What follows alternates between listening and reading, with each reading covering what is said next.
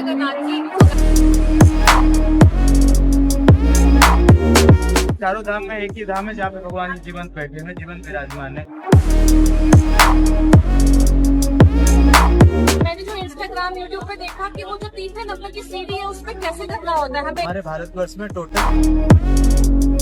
जय जगन्नाथ जी। तो गाइस आज हम लोग आए थे जगन्नाथपुरी में और ये भैया हमें यहाँ पे मिले हैं और बहुत अच्छी अच्छी बातें उन्होंने हमें यहाँ पे बताई गई है जो कि मुझे पता नहीं था। कितनी बार मैंने यूट्यूब इंस्टाग्राम पे सर्च किया था कि मेरे को पता चल जाए वहाँ की कुछ चीजें ताकि मैं प्री प्लानिंग करके आऊँ, बट कुछ चीजें वहाँ पे मुझे मिली, कुछ चीजें मुझे गलत इन्फॉर्मेशन भी वहाँ पे मिली। तो भैया ने मुझे बहुत अच्छे तरीके से गाइड किया। मैं इनका नंबर जो है डिस्क्रिप्शन में डाल दूंगी, आप जब भी जगन्नाथपुरी आए भैया जी को जरूर कांटेक्ट करना। सबसे पहले जो इनसे क्वेश्चन रहेगा वो ये है कि भैया ने मुझे 4 दरवाजे बताए थे कि जहाँ पे जो है मंदिर के रहते हैं। तो भैया जी बताइए उनका क्या मान्यता है, क्या अर्थ है उनका। जी। तो जैसे कि चार धाम में श्रेष्ठ धाम माना जाता है, तो चारों धाम में मंदिर में जाने के लिए 4 द्वार है। तो जैसे चारों द्वार मनुष्य जीवन का 4 तत्व पर आधारित है, धर्म अर्थ काम मोक्ष।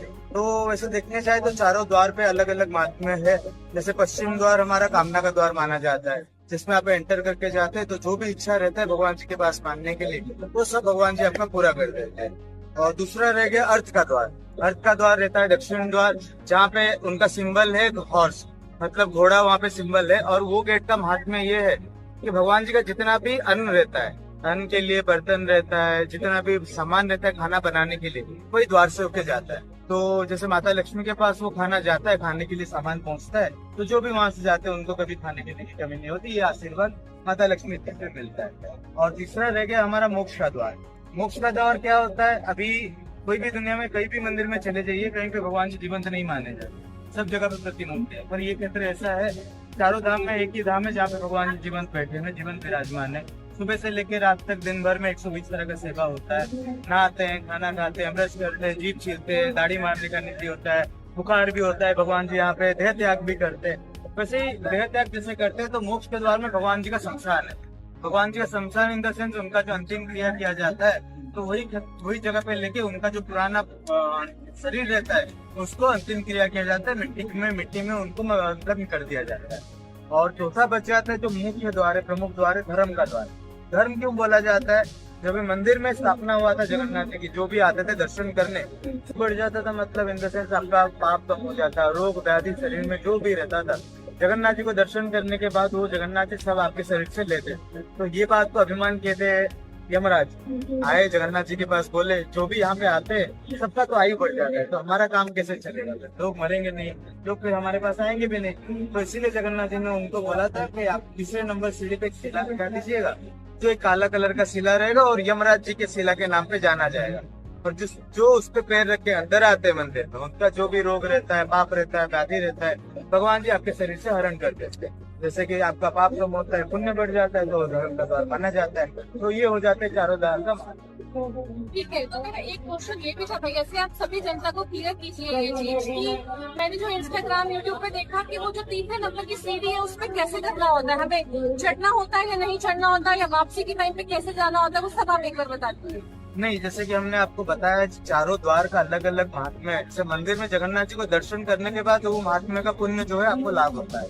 आप मान के चलिए पश्चिम द्वार से आप एंटर करते हैं, जो भी इच्छा रहता है आप मांग के आप अंदर चले गए, जगन्नाथ जी को दर्शन नहीं किया, तो फिर वो पूरा कैसे हो, फिर जगन्नाथ जी को पूरा करना पड़ता है। वैसे ही धर्म के द्वार से आपको एंटर करते हुए काला कलर का जो पत्थर है, यमशिला जिसको बोला जाता है, उस पर पैर रख के जगन्नाथ जी का जो पतित पावन चक्र है, नील चक्र है, उसको प्रणाम करके अंदर आना रहता है। और रिटर्न जाते टाइम उसको पैर नहीं रखना। तो गाइस जब आप अंदर एंटर करें धर्म द्वार से तो वहाँ पे जो है पैर रख सकते हैं, और वापसी के टाइम पे आपको पैर नहीं रखना है, जिससे आपके जो है पुण्य जो है वो खत्म हो जाते हैं। तो एक अब आखिरी लास्ट क्वेश्चन जो मैं भैया जी से पूछना चाहती हूँ वो ये है कि भैया जी आपने मुझे यहाँ पे महाशक्ति पीठ के भी दर्शन कराए थे, तो थोड़ा सा उनके बारे में भी बताइए।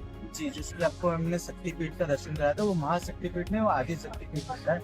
हमारे भारतवर्ष में टोटल 51 शक्तिपीठ जो कि माता सती के अंग गिर के बने हुए, 51 स्थान में माता पार्वती के अलग अलग अंग गिरे हुए, और उनमें से 4 प्रमुख अंग, जैसे सर से लेकर पैर तक जो प्रमुख चारों अंग है, वो 4 जहाँ जहाँ पे गिरे वहाँ पे आदि शक्तिपीठ बन गए। तो चारों में से होता है, पहला होता है कालीघाट, कलकत्ता का कालीघाट, दूसरा होता है असम का कामाख्या, तीसरा होता है तारातारिणी जो कि गंजाम में अवस्थित है, और चौथा होता है ये जगन्नाथ जी के अंदर जो है विमला माता का शक्तिपीठ। जैसे कि आप आते हैं चारों धाम में, ये एक धाम है जहाँ पे दर्शन करने से चारों धाम का पुण्य लाभ होता है, ये माना जाता है। तो वैसे 51 शक्तिपीठ में से यहाँ पे दर्शन करते हैं तो आपको 51 शक्तिपीठ का जो भी पुण्य है दर्शन का, वो एक ही साथ ही आपको प्राप्त हो जाता है। वो क्यों? क्योंकि देखिए इस पूरे 51 शक्तिपीठ में जितने भी अंग गिरे हैं, यहाँ पे माता का दाहिना पैर गिरा हुआ है। तो नॉर्मली माना जाता है माता कहीं पे भी जाते हैं तो पैरों से ही आते हैं, तो ये प्रथम माना जाता है। तो इन पे दर्शन करने से आपका 51 शक्तिपीठ पूरा माना जाता है। ठीक है भैया, मुझे सारे के सारे क्वेश्चंस के आपके जवाब मिल गए। आई होप कि जनता को भी सब चीजें क्लियर हो चुकी होंगी। जब भी आप जगन्नाथपुरी आए भैया जी, अपना नाम और नंबर एक बार आप बोल देंगे। मेरा नाम रोहन कुमार दोरा है। मेरा मोबाइल नंबर 9348811661। आप मुझे कॉल करके आ सकते हैं। और अच्छे से दर्शन करवाएंगे भैया जी आपको।